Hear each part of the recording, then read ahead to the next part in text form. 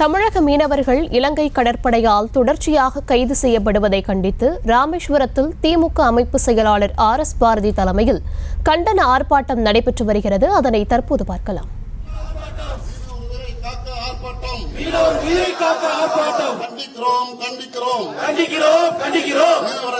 தடுக்காத ஒன்றிய அரசை கண்டிக்கிறோம்.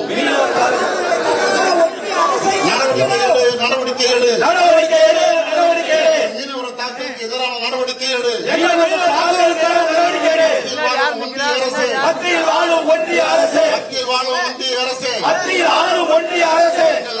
கேட்கலையா? ஒன்றிய அரசு மீனவர் வேதனை புரியலையா?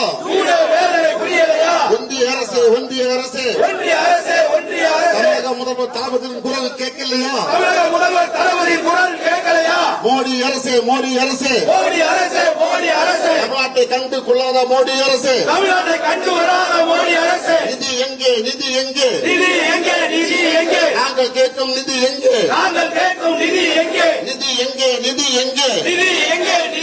பேரிடர் நிவாரண நிதி எங்கே? ஓட்டுக்கு மட்டும் தமிழ்நாடா? நாங்கள் விரும்புவதா? மௌன விரதமா? நாங்கள் கேட்டால் மௌன விரதமா?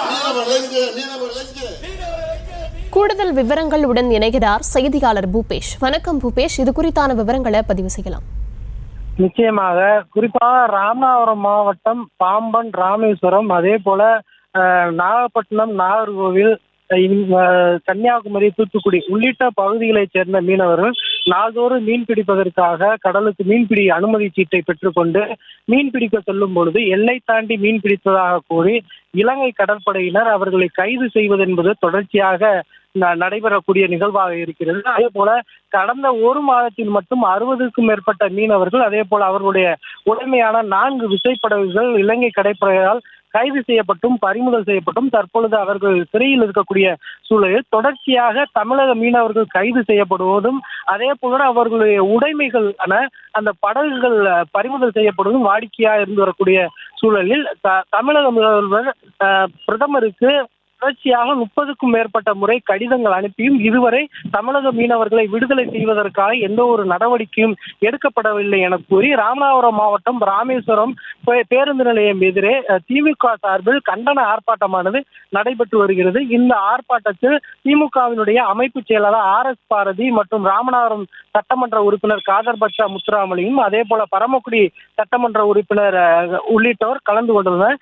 அதே போல இந்த 6 மாவட்டங்களைச் சேர்ந்த ஏராளமான திமுகவினுடைய பிரதிநிதிகள் மற்றும் மீனவ பிரதிநிதிகள் இந்த ஆர்ப்பாட்டத்தில் கலந்து கொண்டுள்ளனர். தொடர்ச்சியாக இலங்கை கடற்படையால் மீனவர்கள் தாக்கப்படுவது மற்றும் அவர்கள் கைது செய்யப்படுவதை கண்டித்தும் அதற்கு நிரந்தர தீர்வு ஏற்படுத்த வேண்டும். அதே போல இலங்கை சிறையில் வாடக்கூடிய அந்த தமிழக மீனவர்களை விடுவிக்க ஒன்றிய அரசு உடனடியாக நடவடிக்கை எடுக்க வேண்டும் என வலியுறுத்தி தற்பொழுது இந்த ஆர்ப்பாட்டமானது நடைபெற்று வருகிறது.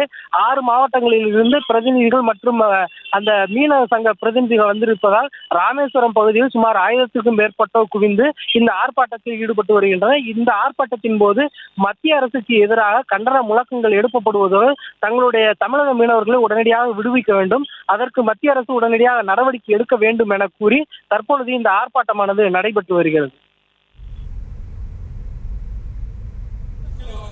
விவரங்களுக்கு நன்றி பூபேஷ். செய்திகளை உடனுக்குடனும் துல்லியமாகவும் தெரிந்து கொள்ள சப்ஸ்கிரைப் பண்ணுங்க.